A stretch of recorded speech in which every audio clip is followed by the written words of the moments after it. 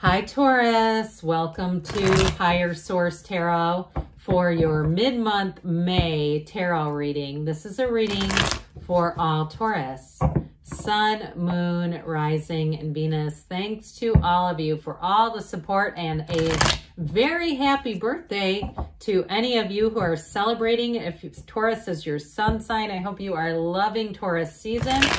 And if you're new here, welcome. I post new readings on Friday, then again on Monday. So if a reading doesn't fit, just come back in a couple of days. You can listen to a new reading. Fridays are always a general reading, so those are going to bring in all aspects of life.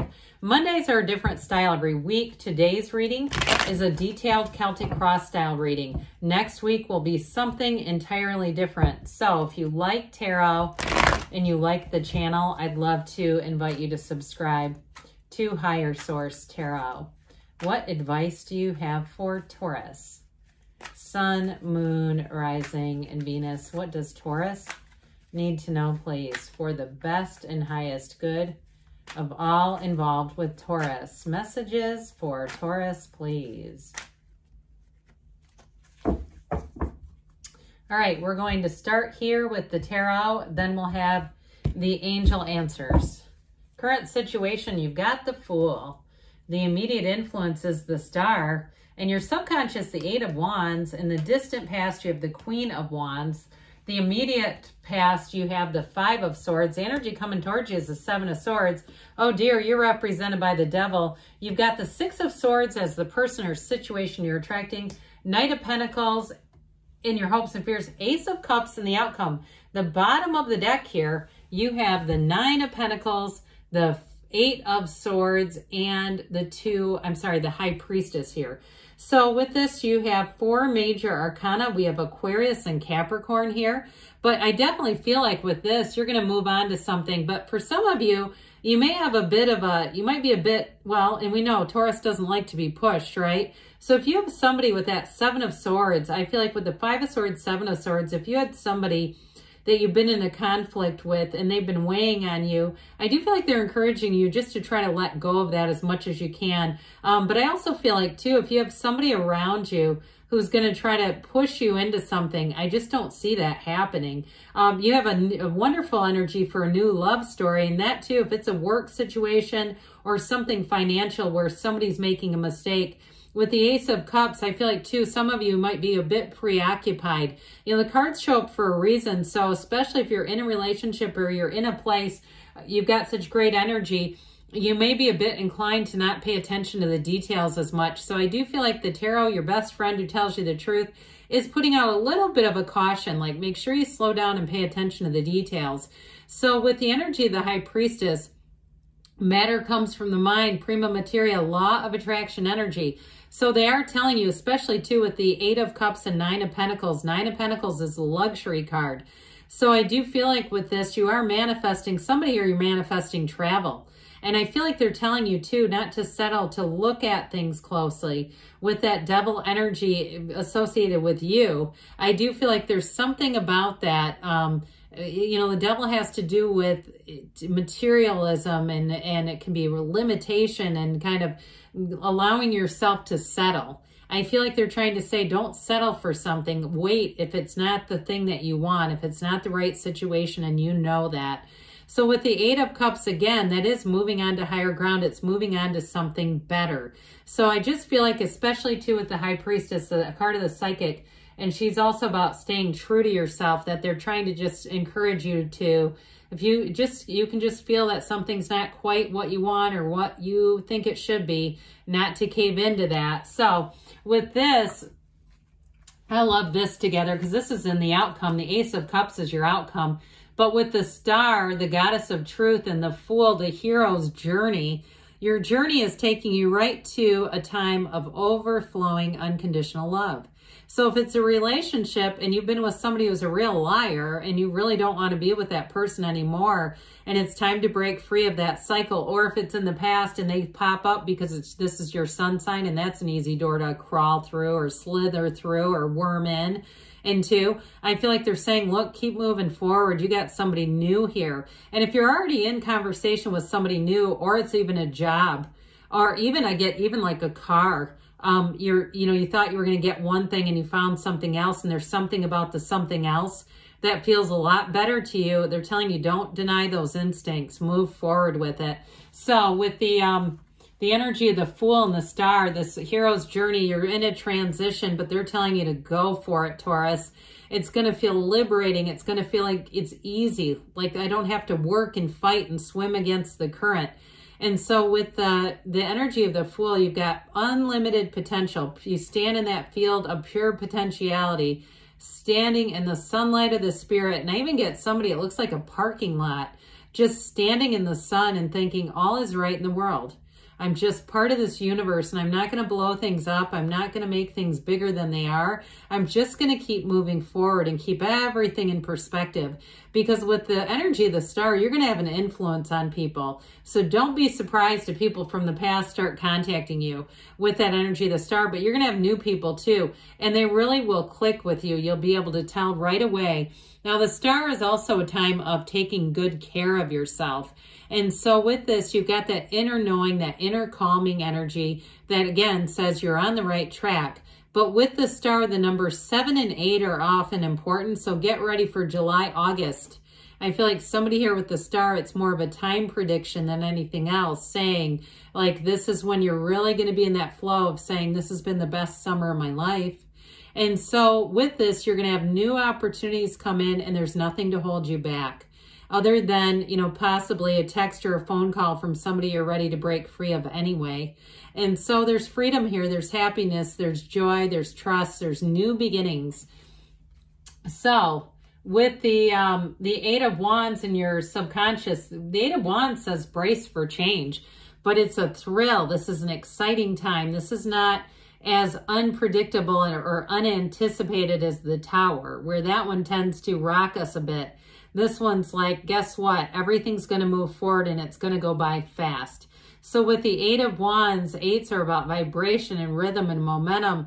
And so here for somebody, if it's a relationship, it's going to take off like a rocket ship, where you get together and you are in love right from the beginning. And for some of you too, that Devil energy might also be your, what feels like a bit of obsessive thinking, because you're smitten, you're in love with somebody, and it's hard not to think about them. And you find that everyday occurrences, you start to think about, oh gosh, I wish they were here, and that sort of thing. Now, I do feel like it's reciprocal though. They're represented by a 6, and that is beauty and balance and reciprocity. So with this 8 of Wands, it's going to have your life expanding, it's passion, it's renewal. It's also having great ideas and motivation. So if you've been stuck in a situation and you say, I just had a hell of a time breaking free of it, I don't know why. With this is what gives you that extra little oomph, where you say, you know what, I'm ready to do that now. I don't know why I didn't before, but I guess that doesn't matter. I'm ready to move forward.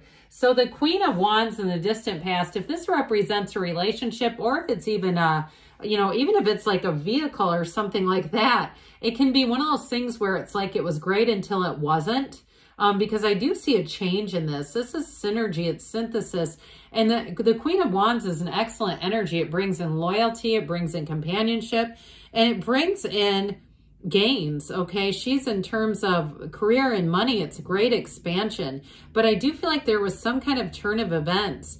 So even if it was like a car or somewhere where you were living, and it was great until things, your energy outgrew it, right? It's like, this is just not, it's time for something new here.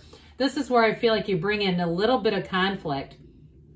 So I do feel like this is a person or situation that you've attracted this 5 of Swords, and it may have been, with the Queen of Wands being back there, it may have been one of those things where as you needed something to change it, you met with conflict, okay? You outgrew a situation, and they're trying to keep you in the same energy. They're trying to engage you because your energy has shifted and they want to keep you there. If it's a relationship too that ended and here they come again and it's not a good thing, and you go, God, I got to block them. I've got to be done with this. I just feel like you're not going to participate in whatever this is.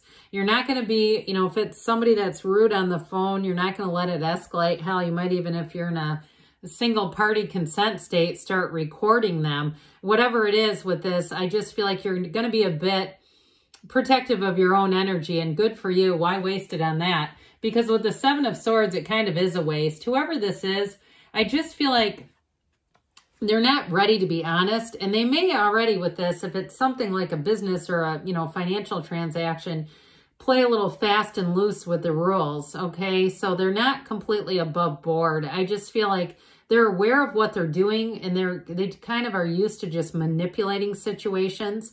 So with the Seven of Swords, old habits die hard. I just don't feel like you're going to change this person. And I don't feel like they're interested in changing. They're more interested in trying to conceal what they're actually doing. They're more interested, and that's where they put their focus on. How can I cover this up instead of just owning up to it? So again, like I said, with the tarot, you can totally divert this. You might get a text or a call and say, I don't feel good about talking to that person. I'm just not going to deal with it. That also might be what happens. And then you say, well, it doesn't get any bigger than that because I let the tarot give me some guidance.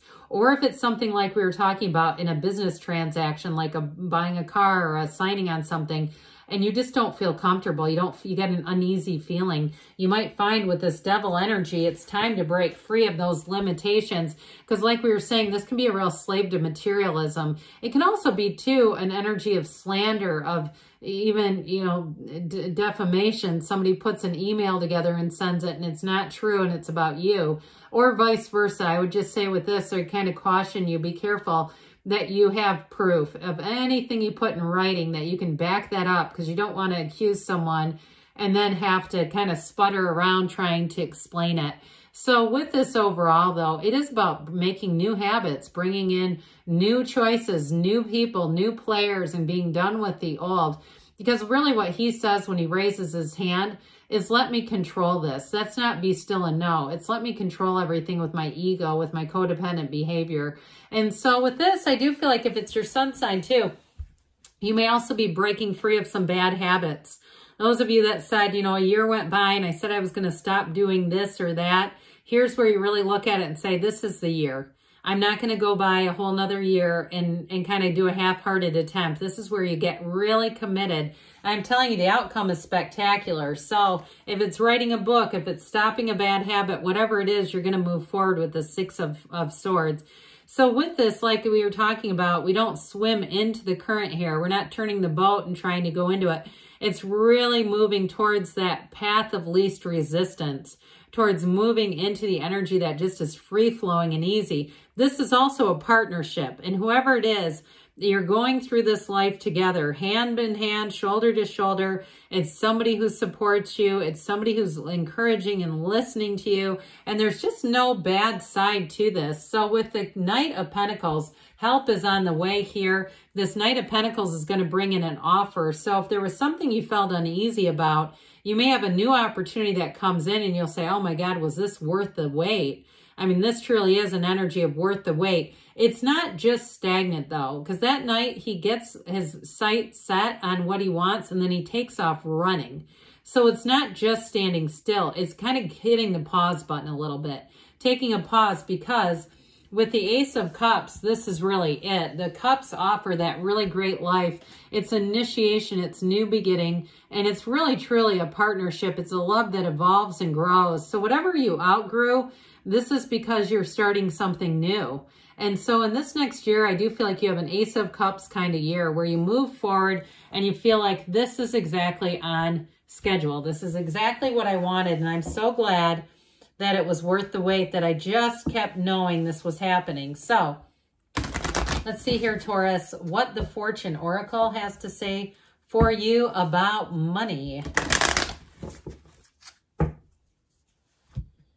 All right, what else does Taurus need to know? You've got luck, okay? So with this, it's oftentimes about alignment, but it says you are right to be strong and optimistic about the opportunities ahead. So those of you that you had that High Priestess energy where we said just pay attention to your intuition. You got that optimistic feeling. Keep moving towards it. All right, what does Taurus need to know about love, please? Messages for Taurus about love.